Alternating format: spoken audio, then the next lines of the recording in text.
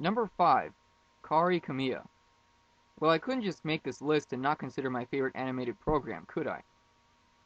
Now, each of the 5 seasons of the Digimon franchise had its own younger sibling character, and searching amongst them, I tried to single out the one that was not only unique, but also endearing. And in the end, I had to pick Kari. She was introduced around halfway through the first season of the franchise in the episode Home Away from Home, and even at that point she was already interesting. As the series progressed, she would be revealed to be a caring and sympathetic person, always placing others before herself even during her younger years. For example, she willingly turned herself over to the season 1 villain, Myotismon, to save another character, and years earlier she didn't show even the slightest hint of enmity towards her brother Tai, despite his hand in the critical state of her illness at the time, providing for one genuinely sad moment. She is also much more mature than the other younger sibling characters in the franchise, especially Susie, which makes it all the easier for the audience to sympathize with her. Her history would extend to the second season, and at this point she would pretty much be the object of the affections of many. I know that sounds weird, but really, a notable number of characters, human or not, had some kind of obsession or attachment to Kari. But beyond that, this character's caring and understanding nature would deepen as the story continued, making Kari one of the more dynamic inclusions on this list. Number 4. Stewie Griffin. Now, there are a good number of reasons why I had to include Stewie. The whole mad scientist image was reinvented by Dexter's Laboratory, and later again by Family Guy with this diabolical, matricidal infant. And on top of that, Stewie is probably the only thing on the show that remains consistently funny. I'll admit, as much as I currently dislike the show, Stewie virtually never fails to provide a good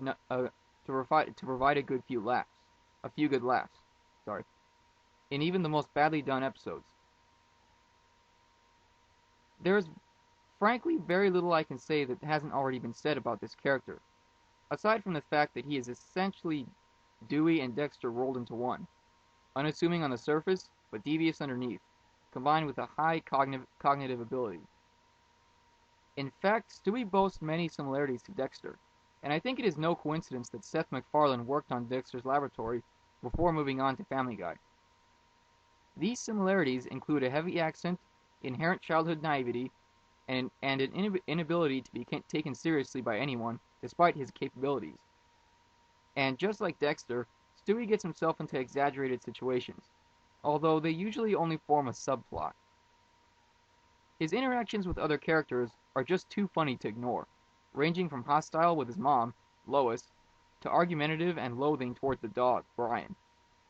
To be clear, I honestly think Dexter is a better character, but I can't deny the impact that Stewie has had on comedy as a whole. And I must say, he delivered one of the most satisfying moments in television history, when he beats the resistance out of Brian for being late on his debt, subjecting the dog to damage from weapons ranging from a glass cup to a golf club to even a flamethrower. Every time I see that, I just can't help but grin. Number 3. Maggie Simpson. I know I'm going to frustrate a lot of viewers, but yes, I consider Maggie to be better as an infant character. Why? Because despite possessing a greater amount of realism, Maggie is still able to get away with plenty of far-fetched acts, and yet retain a feel of cuteness that is unique to babies. She has saved Homer's life on several occasions, bowled a perfect game, prevented rival mob bosses from killing each other, and apparently cost over $800 if you pause the opening credits at the right moment. On top of that, she was responsible for one of The Simpsons' most famous stories, the Who Shot Mr. Burns 2-part episode, where she accidentally shoots Mr. Burns, and seems to gain an affinity for firearms. Later on, in the episode Papa's Got a Brand New Badge, Maggie provides one of the best endings to a Simpsons episode, when she saves Homer from the mob by incapacitating them with a rifle kept under her pillow. And in a nod to her previous shooting moment, Homer states that Maggie is probably dreaming about the time she shot Mr. Burns. But like I said, Maggie is surprisingly versatile because she is capable of all this as well as plenty of heartfelt moments, such as her birth and when she develops a liking for Moe. Stewie is frankly too over the top for that. Number 2, D.W. Reed. When I was younger, my favorite program on PBS, by far, was Arthur.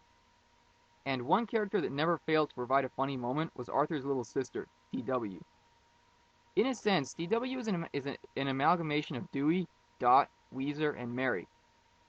She obviously possesses that potentially humorous childhood naivety and has a tendency to make life a bit more awkward for her older sibling, whether it be by beating him at chess or constantly playing her favorite Crazy Bus CD. But DW remains unique because we see something with her that is rarely seen with many of the other characters on this list, and it is something that would be expected of a young sibling, an overactive imagination. A common moment in the series is when a character would get an idea and suddenly the whole scene shifts to that character's thoughts, giving the audience a good look at what exactly is being thought and usually presenting a far-fetched and humorous scene. DW had these moments too, and they were amongst the funniest. In fact, one of my personal favorite episodes has an entire final segment composed of DW's dream. In this dream, her ideal world is terrorized by Arthur, who is a floating wizard that calls her by her despised full name, Dora Winifred, which produces letters that crush everything. With all in ruins, she flees and meets a deer that tells her that there is someone past the dark forest who can help her. But as we get the idea that she is going to travel through a nightmarish forest, DW asks the deer if he has a picture of the place she needs to get to, and as soon as the deer pulls it out, DW merely jumps into the picture and remarks that it would have been so boring to go through the forest. Now that's funny. And finally, the number one younger sibling from the world of television, Baby Sinclair. Talk about a character that tends to steal the show. Baby Sinclair, yes, that is his legal name, was probably the most popular character on the classic sitcom Dinosaurs. And who would have guessed that Kevin Clash, the voice of Elmo, would be able to bring a character like this to life? To talk briefly about the show, it was basically about a family of anthropomorphic dinosaurs who try to make it through life's typical obstacles, but with a unique twist. I personally like this show more than either Family Guy or The Simpsons. It is that good. But as for Baby, what I will mainly say is that he fixes all the problems with Stewie and Maggie.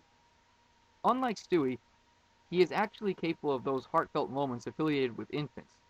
But unlike Maggie, he is able to speak, which enables him greater expression. In addition, when I observe this character, it is pretty much exactly how I would expect a baby to act if it could speak. He is curious, single-minded, energetic, and just like some babies, it is difficult to get him to eat such things as oatmeal.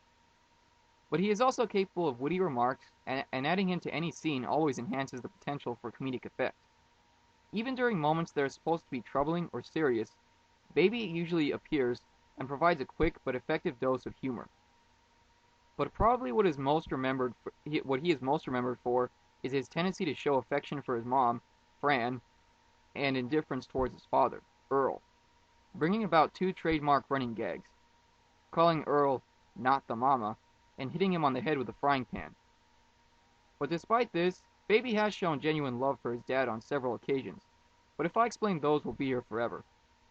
So in closing, with all of this going for him, Baby Sinclair remains above the crowd, not only as a younger sibling character, but as one of the best creations brought about by Jim Henson's brainchild.